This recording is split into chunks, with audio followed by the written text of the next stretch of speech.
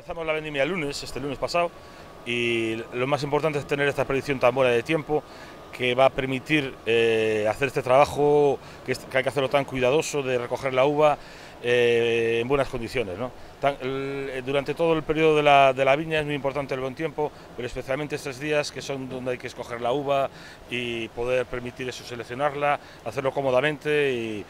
deseando 15 días buenos.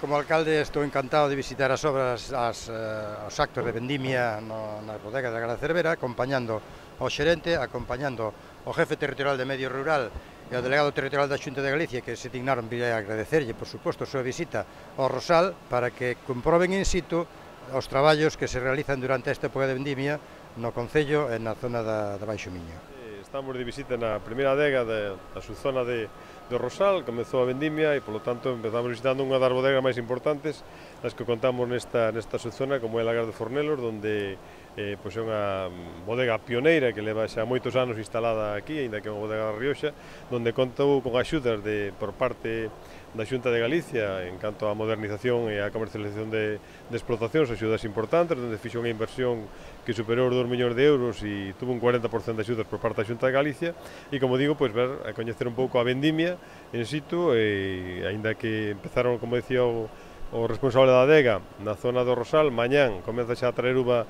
tamén do Salnés, el tamén nos dicía que entonces a calidad, pois con esa uva que de moi boa calidad pode aumentar tamén, e nada máis, de visita na bodega, agradecerlle ao alcalde unha vez máis que este aquí con nós, o alcalde que se está involucrando cada vez máis en todo o que é este importante sector para o seu concello, onde plantexa sempre proxectos para acometer melloras de camiños, de explotacións,